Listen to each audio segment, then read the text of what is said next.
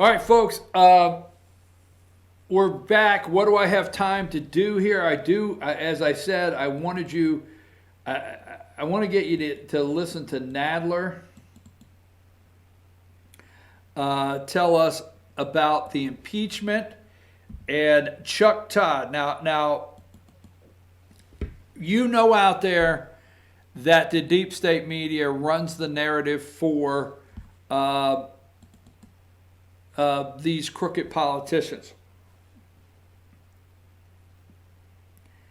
Let me see, where do I have one right here that you'll just really enjoy? Give me number 41. Okay. All right. Now, here is Chuck Todd. Giuliani insists nothing wrong with Trump campaign taking information from Russians. Now, that's what you're going to hear all day long. You've already heard it a million times this morning. You know, it's okay to take information from Russians. And I heard somebody give an example this morning on one of the shows, MSNBC. Well, what if Kamala Harris gets information from Iran? Let me explain this to you, okay? If and when Kamala Harris is contacted by Iran with information, directly the country, all right, then she would be the right thing. The Russian government never actually contacted Trump and said, look, we're the Russian government, okay? There was other ways that they tried to infiltrate the campaign.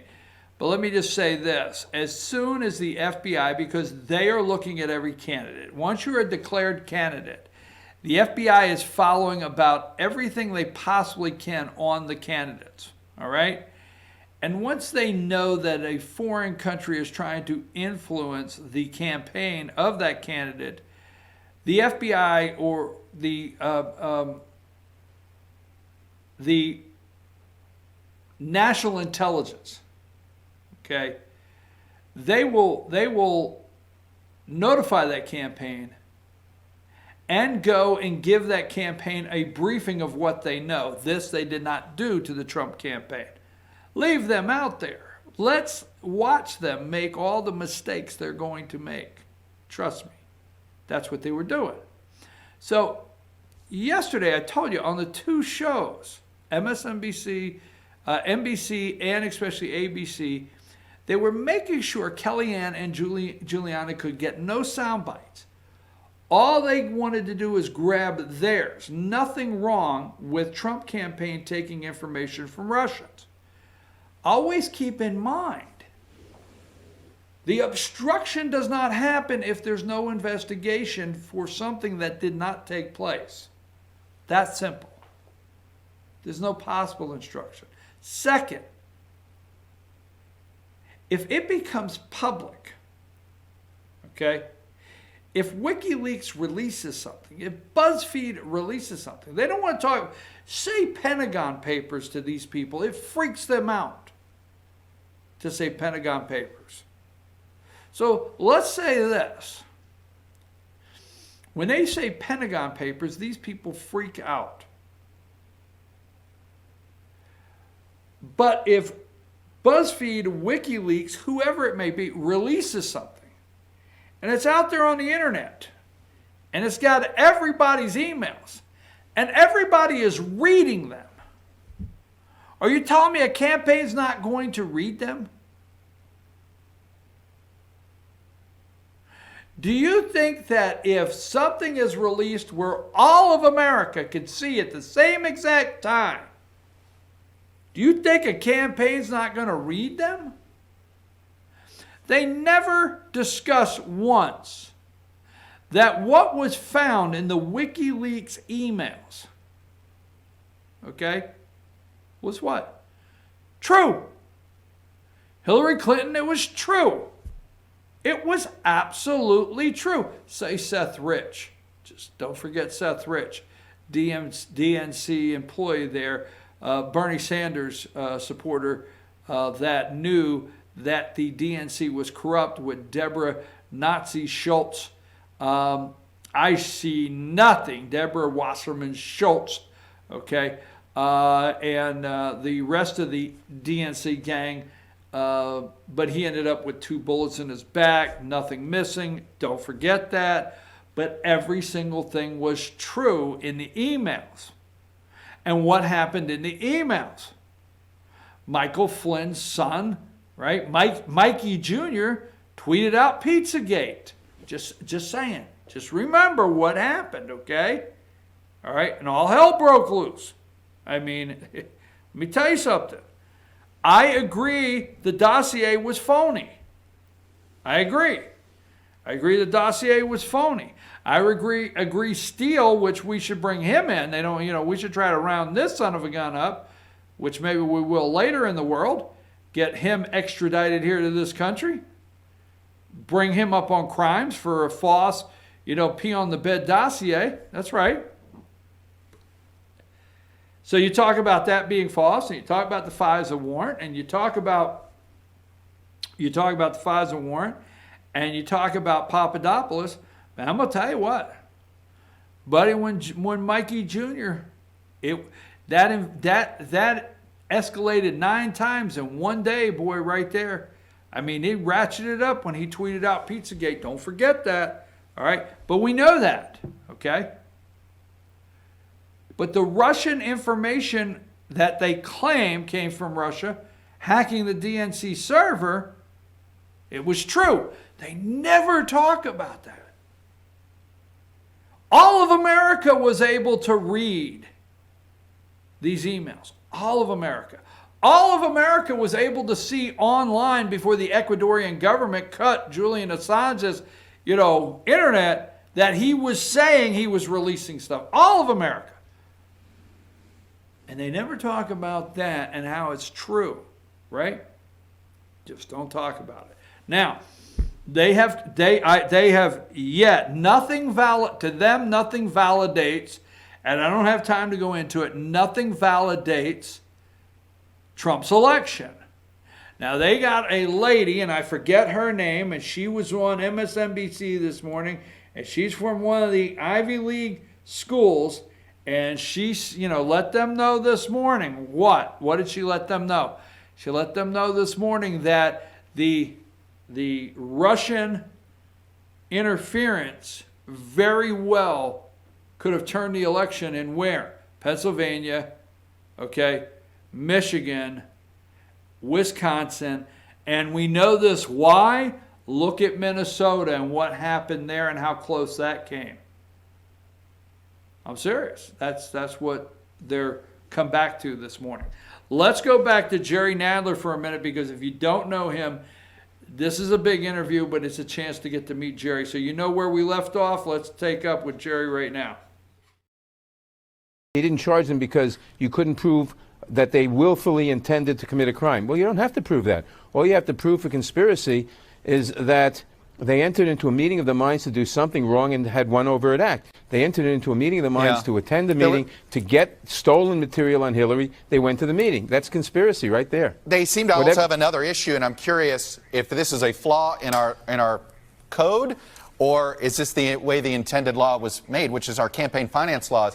One of the other reasons they declined is that they couldn't figure out how to value opposition research. They couldn't figure out how to value cyber material when looking at it through stolen property, the legal code that has to do with physical merchandise. It seems to me that Mueller was all but saying to Congress, hey guys, your law, the way you wrote the campaign finance laws, stink. Well, that may be, but I think it's a very conservative reading of the law, because certainly people are willing to pay a lot of money for opposition research. Just look at that so-called dossier that started out as opposition research against Trump, financed by some big Republican donor, and then when Trump became the nominee, they shifted the financing over to Hillary. So campaigns are willing to pay a lot of money for opposition research. But the key is here that Barr clearly misled the American people, both on obstruction of justice, where there's plenty of evidence that there was obstruction laid out in the report. Yeah. He said that, and again, he didn't say there was no obstruction. He said we can't prove the negative, because there's too much evidence for that.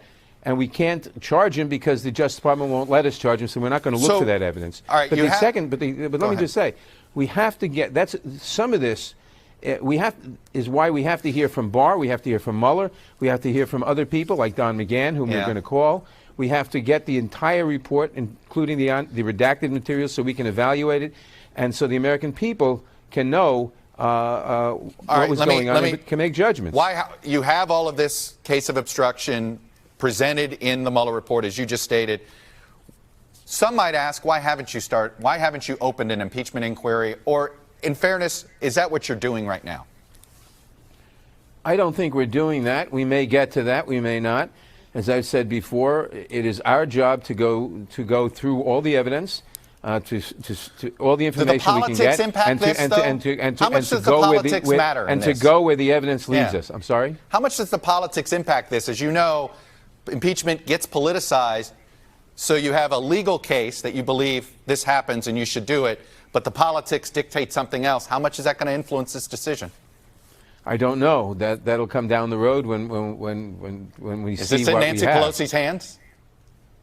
Among others. She's not the only person. She's certainly the leader of the Democratic caucus. She's the Speaker of the House. It's partly her and partly a lot of other people. Do you think this is impeachable?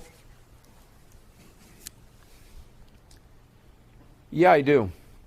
I do think that this, if proven, which hasn't been proven yet, some of this, if proven, some of this would be impeachable, yes.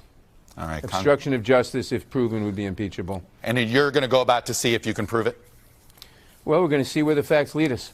All right. Congressman Gerald Nadler, Democrat from New York. Thanks for coming on and sharing your views, sir. Thank you. All right. Hey, NBC News fans. NBC News. Hey, as you well heard, Nancy Pelosi doesn't get the final call on this. Hold on just a second.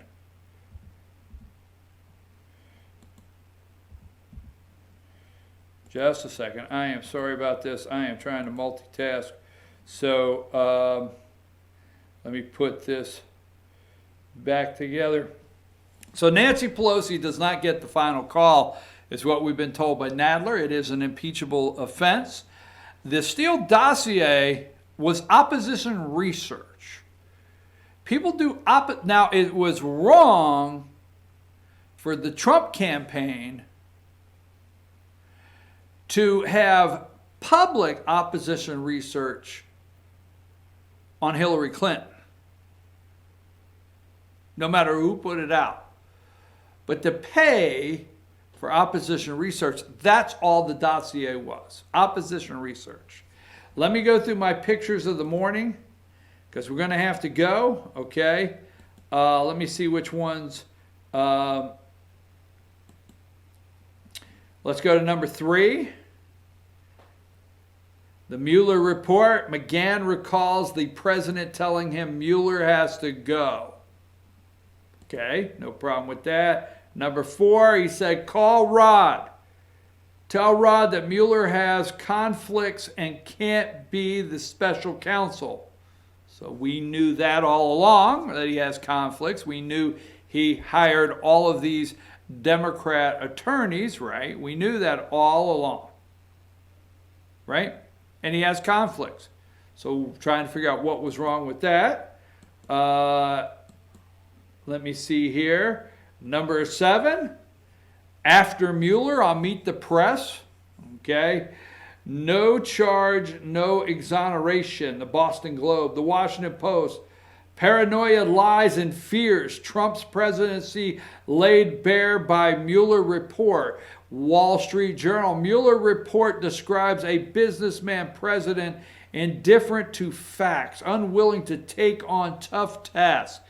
The New York Times. Mueller report lays out Russian contacts and Trump's frantic effort to foil inquiry. To foil it.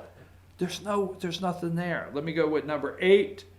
Number 8, they're very upset. June 2016, dirt on Hillary Clinton. These are the 4 right there. Number 9, attempt to get Attorney General to unrecuse himself. right? What's wrong with that? Should have happened. Let's just show this one more time for the folks at home. The president had asked him to do crazy asterisks. That was number 10. I'm sorry, number 10. Yeah, crazy asterisks. Number 11, we can't go without this one. He slumped back in his chair and said, "Oh my God, this is terrible. This is the end of my presidency. I'm effed." Now that one I won't say. Here's all the people. See, he would have done it if he didn't have these bright people around him to pull him back. Number 12. You see, the president was well on his way to obstructing justice, but these people pulled him back from it. Or did he tell them what he would like to do and they advised him like they should have? But no, according to the media, he was always on the edge of obstructing, and these people said, "Oh my God, get back here." Maybe he asked them as advisors, like they're supposed to. All the president's safeguards, former members of the Trump administration began: Dearborn, Sessions, McFarland, Comey, Kelly, Priebus, Porter. Number 13. There's Kellyanne Conway on ABC. You will not get a soundbite because Martha Raddatz would not let her in sideways there. There's ABC This Week, number 14. Okay, number 14. Substantive evidence. Evidence indicates that a catalyst of the president's decision to fire Comey was Comey's unwillingness to publicly state that the president was not personally under investigation, despite the president's repeated request that Comey make such an announcement. But it wasn't against the law to fire the guy. Here's the guy we all know and love, because this is who liberals always run to. Number 15, they had to push this on Kellyanne Conway. Romney sickened by Trump's dishonest and misdirection. I am sickened at the extent of the pervasiveness of dishonesty and misdirection by the individuals in the highest office of the land, including the president. Oh my God. Let me see. Let me get back to where I want to be. Number 19, we're happy to see that on Fox News this morning, they let you know that these three Dems, Elizabeth Warren, Alexandria Ocasio-Cortez, and Rashida Tlaib, Democrat, Michigan, Muslim, all right. They want there. And here is number 21. They always have the Trump's feelings. They always know his feelings. They got a connection on his feelings over there at CNN. They're really feelings kind of people over at CNN. Trump fuming over fallout from Mueller report. He's fuming over it. It's developing, okay? Let me see what else I have. Number 24, key Dems warming up to the ideal of impeachment. Let me get my hands over that fire. I'm warming up to this, okay? And there you go, number 25. Trump sends angry tweets claiming never been happier. You're going to have to tune in to Rush Limbaugh. I'm just telling you, number 26 at noon. See if he'll tell us what they talked about on the golf course. I have to say that. Now, understand, number 29, as we close here, that the poll report sinks Trump job approval to 37. They desperately need that down to around 33 to see if they can get Republicans to get on board. And here are the three majors that are calling for impeachment. 32, Adam Pencilneck Geek Schiff. Number 33, Elijah Cummings, all right, chair of the Oversight Committee. Number 34, the Bullfrog. Meet the press there, Jerry Nadler. All right, let's see. Let's see what else I have. I make sure I didn't miss anything. That's pretty much it. All right, we're going to take a break. I mean, this show's over. We'll be back tomorrow morning. We'll be back tomorrow morning with my interview with Derek Somerville. Who is that? Follow us. Tell them how to follow us on social media. There you go. Follow us on social media right there. And boom. Okay? Right there. Boom. Follow us on social media. And boom. Find out later who Derek Somerville is in my interview tomorrow. We're going to take a 5-minute break, just 5 minutes, okay? Reset the clock, and we're going to start instant replay, our sports broadcast on Team FYN Sports Facebook page. Josh, take us to break.